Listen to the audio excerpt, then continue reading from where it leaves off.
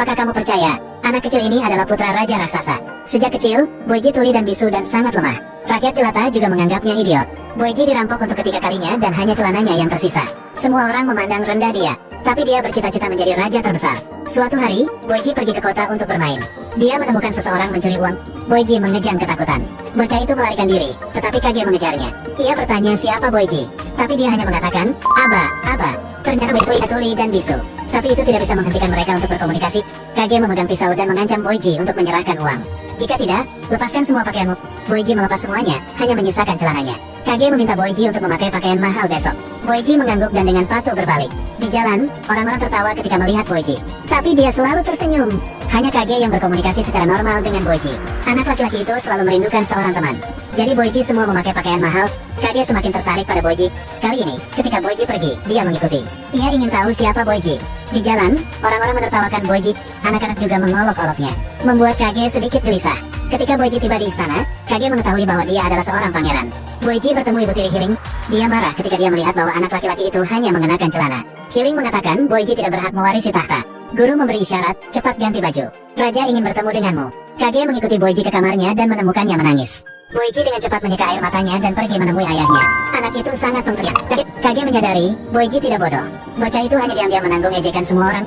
Boyji mendorong pintu hingga terbuka dengan sekuat tenaga. Raja dengan ramah memandang putra kecilnya. Raja sangat mencintai putra ini.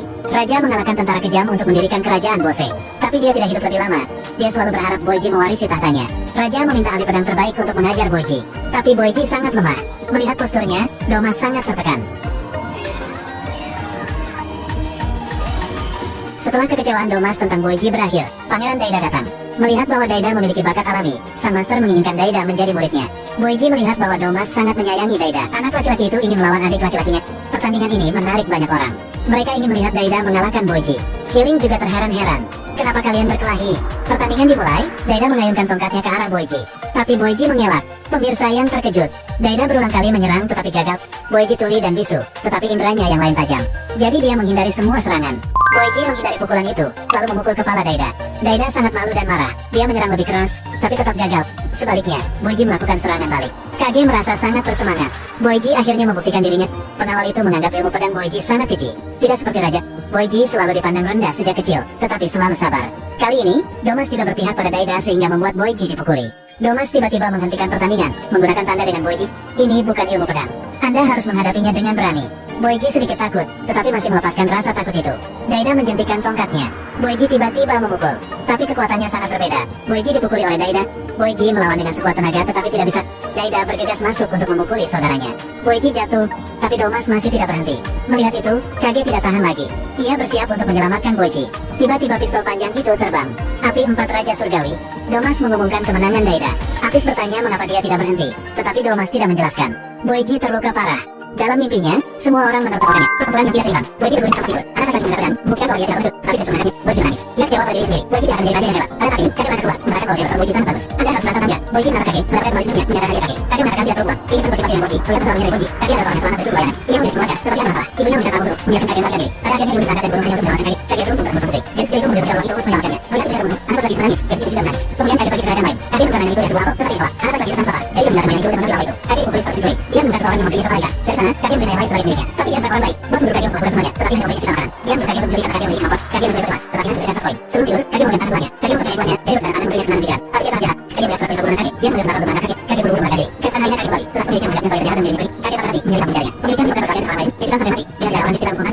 bukan mainan itu dari sebuah apel, tetapi ditolak. Anak laki itu sang papa.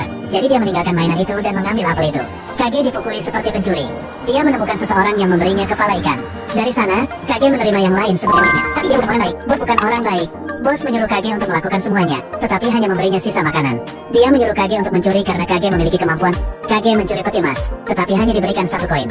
Sebelum tidur, Kage memegang tangan tuannya. Kage mempercayai tuannya. Dia bertanda tangan memberinya ketenangan pikiran. Tapi dia sangat jahat. Kage melihat surat perintah burunan Kage. Dia melihat neraka untuk menangkap Kage. Kage buru-buru melarikan diri. Keesokan harinya Kage kembali. Tetapi pemiliknya menganggapnya sebagai penjahat dan dirinya pergi. Kage patah hati, menyalip penjaranya. Pemiliknya menyebabkan perkelahian dengan orang lain. Ditikam sampai mati. Dengan tidak orang di sekitar untuk membantu. Kage menukar mainan itu dengan sebuah apel, tetapi ditolak. Anak laki-laki itu sangat lapar. Jadi dia meninggalkan mainan itu dan mengambil apel itu. Kage dipukuli seperti pencuri. Dia menemukan seseorang yang memberinya kepala ikan. Dari sana, Kage menerima yang lain sebagai muridnya. Tapi dia bukan orang baik. Bos bukan orang baik. Bos menyuruh Kage untuk melakukan semuanya, tetapi hanya memberinya sisa makanan. Dia menyuruh Kage untuk mencuri karena Kage memiliki kemampuan. Kage mencuri peti emas, tetapi hanya diberikan 1 koin. Sebelum tidur, Kage memegang tangan tuannya. Kage mempercayai tuannya, jadi berpegangan tangan memberinya ketenangan pikiran. Tapi dia sangat jahat. Ketika dia melihat surat perintah buronan Kage, dia memanggil tentara untuk menangkap Kage. Kage buru-buru melarikan diri. Keesokan harinya Kage kembali, tetapi pemiliknya menganggapnya sebagai penjahat dan mengirimnya pergi. Kage patah hati, menyelinap mengejarnya. Pemiliknya menyebabkan perkelahian dengan orang lain, ditikam sampai mati. Dengan tidak ada orang di sekitar untuk membantu, Kage menderita untuknya. Dia menyadari bahwa dia hanya memiliki Kage, dan meneteskan air mata penyesalan. Kage kemudian berkeliaran. Dia sudah terbiasa diperlakukan dingin. Dari anak yang jujur, menjadi bajingan, sampai bertemu dengan Boyji yang tangguh. Keduanya saling bersimpati. Dua hati dengan bekas luka, saling mengandalkan. Ketika dunia meninggalkan Boyji, Kage tetap yang paling setia. Tidak peduli apa, aku temanmu.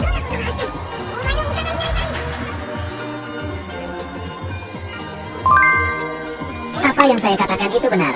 Aku berjanji, Boyji.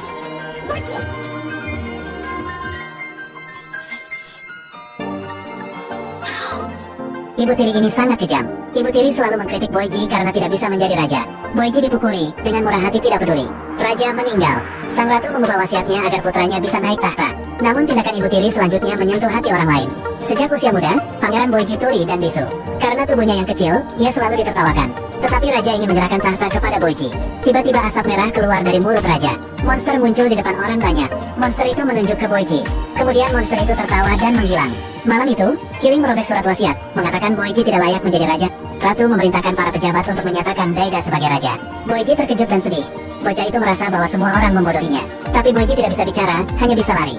Boyji ingin curhat pada Kage. Tapi Kage ditangkap oleh Bebin dan dipenjara. Waktu melarikan diri, anak itu memotong tubuhnya sendiri. Tapi Kage diminta oleh Bebin. Kage mengatakan dia bukan seorang buruk. Dia hanya datang untuk membantu Boyji. Bebin pria, mencari Boyji. Anak itu menggambar bentuk Kage. Boyji mengangguk, menanyakan bahwa itu adalah sahabatnya. Tapi Kage meminta Bebin untuk memberitahu Boyji bahwa dia sudah pergi. Boyji sangat tertekan. Sahabatnya juga mengingatkannya. Kapanpun, aku akan selalu berada di sisimu. Boyji yakin Bebin berbohong. Boyji pergi menjadi ular beralat raksasa. Boyji telah menolong ular itu. Putra itu bertanya bahwa Kage tahu di mana Kage berada. Tapi ular itu tidak bisa mengkhianati Bebin. Ular itu berkata, Bebin milik Kage yang semua telah menghibur Boyji. Karena orang yang perlu ditahu. Daida setelah naik tahta, saat sudah memerintah. Dia memerintahkan Bebin untuk mengaturkan hal-hal yang bertanya. Akibatnya, Bebin dibunuh. Selanjutnya, Daida berjalan menyiksa Boyji. Pada saat ini, pendirian jahat berdiri untuk melindungi Boyji. Anak ini si bodoh, dia membutuhkan tetap berada di sisinya untuk menjaganya. Boyji menangkap pria tua. Boyji merasakan dari simbol lainnya dan keberadaan Kage. Jika dia menjadi raja, Boyji akan melakukan Kage dan berkeliling dunia bersama. Boyji berkata ke Ratu, ibu kelilingnya, Ratu terkejut. Pernah aku bisa menjadikan pergi jalan. Kamu tidak bisa melakukan apapun sendirian. Jika kamu tuli dan bisu. Pergi hanya membuat kehilangan tolong tetap patuh. Ratu khawatir Boyji akan dalam bahaya. Tapi ingin menyakiti Boyji, tanpa izin, dia akan melarikan diri. Boyji mengira pakaiannya sebagai tali untuk turun. Pada saat ini, Ratu masuk. Melihat Boyji mengambil risiko, Hiling khawatir. Ratu memerintahkan Boyji untuk ditarik. Pakaian itu tiba-tiba terlepas. Melihat Boyji jatuh, Ratu segera melompat mencarinya. Untungnya, penjaga menyimpannya. Boyji menyadap terima kasih, pingsan. Sang Ratu berlari di sisinya dan berhasil menemukan Boyji. Hiling memaksakan dirinya untuk menyelamatkan Boyji. Ternyata, pada malam Boyji dipukuli, Hiling lah yang menemukannya. Ratu marah ketika Boyji melarikan diri. Ibu tiri menatap tangannya, lalu yang menurunkannya. Ibu tiba-tiba menjadi seorang ibu yang lembut. Ibu tiri yang soal gabung dengan iblis di mulut ayahnya dan keberadaan Kage. Jika dia tidak menjadi raja, Boyji akan menemukan Kage dan berkeliling dunia bersama. Boyji berkata kepada Ratu, ingin keliling dunia. Ratu terkejut. Bagaimana aku bisa membiarkanmu pergi jalan-jalan? Kamu tidak bisa melakukan apapun sendirian. Juga, kamu tuli dan bisu. Pergi hanya membuatmu kehilangan muka. Tolong tetap patuh. Ratu khawatir Boyji akan dalam bahaya. Tapi ini menyakiti Boyji. Tanpa izin, dia akan melarikan diri. Boyji mengikat pakaiannya sebagai tali untuk turun. Pada saat ini, Ratu masuk. Melihat Boyji mengambil risiko, Hiling khawatir. Ratu memerintahkan Boyji untuk ditarik. Pakaian itu tiba-tiba terlepas. Melihat Boyji akan jatuh, Ratu segera melompat mengejarnya. Untungnya, penjaga menyimpannya. Boyji untungnya jatuh ke bagasi, pingsan. Sang Ratu berlari ke sisinya dan menggunakan sihir untuk menyembuhkan Boyji. Hiling mengabdikan dirinya untuk menyelamatkan Boyji. Ternyata, pada malam Boyji dipukuli, Hilinglah yang menyembuhkannya. Ratu marah ketika Boyji melarikan diri. Ibu tiri mengangkat tangannya, lalu dengan lembut menurunkannya. Hiling tiba-tiba menjadi seorang ibu yang lembut. Ibu tiri jahat ini selalu diam-diam melindungi Boyji. Setelah ibu Boyji meninggal, raja menikahi Hiling. Namaku Hiling.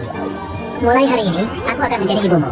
Tapi sejak itu, Boyji selalu menjalani kehidupan yang tertutup. Untuk membuat Boyji senang dan membuka hatinya, Hiling bermain dan memandikan Boyji setiap hari.